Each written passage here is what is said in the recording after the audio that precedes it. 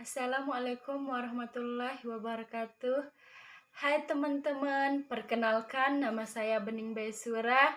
Saya dari Prodi PIAUD UIN Mataram akan membahas tentang konsep dasar pendidikan anak usia dini.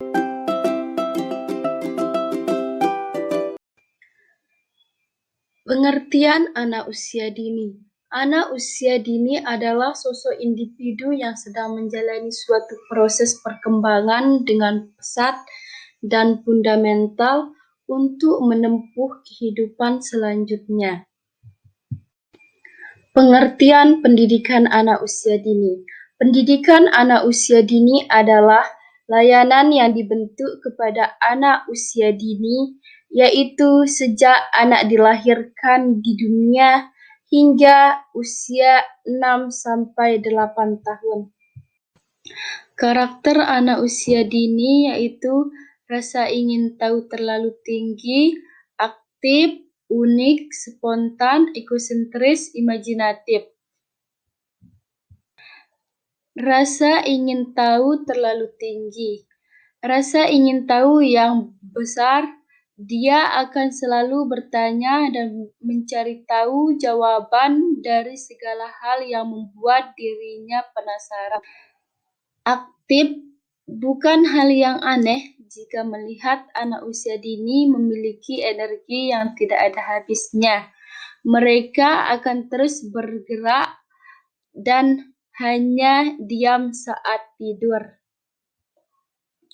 Unik, setiap anak itu berbeda-beda, masing-masing dari mereka memiliki ciri, minat, kesukaan, latar belakang, dan budaya yang berbeda, sehingga tidak ada yang dikatakan mirip.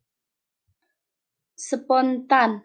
Anak usia dini tidak pandai berpura-pura, biasanya mereka cenderung bersikap spontan dan apa adanya. Egosentris. Anak usia dini akan memikirkan apapun berdasarkan cara pandang dan pengetahuan. Dia juga menganggap apapun yang disukai dan diinginkan harus menjadi miliknya. Imajinatif. Perlu diketahui bahwa imajinasi dan fantasi anak usia dini sangat tinggi sehingga tidak perlu menganggap anak sebagai pembohong. Agar anak tidak salah persepsi dan pemikirannya perlu dibimbing dan diingatkan hal-hal yang baik. Urgensi atau pentingnya pendidikan anak usia dini. 1. Membiasakan anak untuk berakhlak baik sejak dini atau membentuk karakter anak. 2. Mampu bersosialisasi sejak dini untuk membentuk kepercayaan diri terhadap anak. 3. Menstimulasi perkembangan otak anak agar anak tidak stunting. 4. Menstimulasi perkembangan fisik motorik anak. 5. Seluruh perkembangan anak biasanya tersiklus dengan baik karena sudah ada kurikulum. 6. Mempersiapkan generasi masa depan atau investasi masa depan bangsa.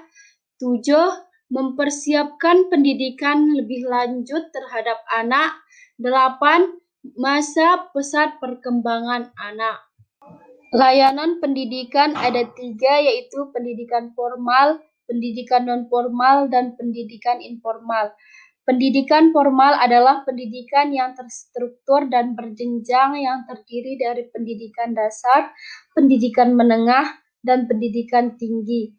Contohnya yaitu TK, SD, SMP, SMA. Sedangkan pendidikan non-formal adalah jalur pendidikan di luar pendidikan formal yang dapat dilakukan secara terstruktur dan berjenjang contohnya kursus, mahat.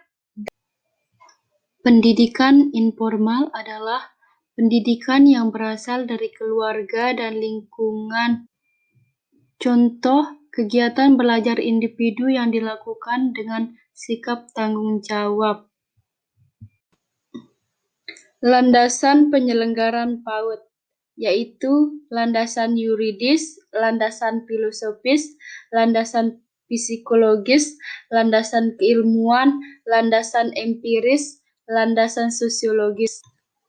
Landasan yuridis adalah landasan hukum yang dijadikan pijakan dalam penyelenggaraan PAUD.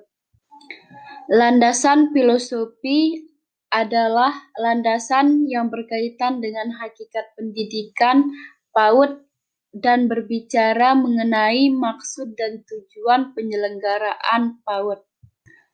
Landasan filosofis. Landasan filosofis merupakan landasan yang berpandangan bahwa anak usia dini memiliki berbagai keunikan dan karakteristik yang khas. Landasan keilmuan. Landasan keilmuan dimaksud sebagai suatu landasan yang didasari pentingnya pendidikan PAUD didasarkan pada penemuan para ahli tentang pertumbuhan dan perkembangan anak. Landasan empiris. Landasan empiris didasarkan pada kenyataan yang ada di masyarakat bahwa banyak anak-anak usia dini belum dapat terlayani dengan baik dalam hal pendidikan. Landasan sosiologis. Salah satu upaya PAUD adalah mempersiapkan anak-anak untuk dapat menghadapi pendidikan lebih lanjut. Selain itu, juga untuk menjalin hubungan dengan lingkungan. Pemikiran tokoh dan pakar PAUD. 1. Abdullah Nasihin Ulwan, yaitu pendidikan anak usia dini dengan menggerakkan dan menanamkan kepribadian jiwa yang luhur sehingga mampu berpegang teguh dengan etika sosial yang berlandaskan akidah Islam. 2. Ki Hajar Dewantara, yaitu makhluk hidup yang memiliki kodrat masing-masing. Kaum pendidik hanya membantu menentukan kodratnya. Jika anak memiliki kodrat yang tidak baik, maka tugas pendidik untuk membuatnya menjadi baik. Yang ketiga, John Locke, yaitu mengatakan bahwa lingkungan dan pengalaman pada dasarnya akan membentuk pikiran dan perkembangan berasal dari stimulasi yang diberikan kepada anak.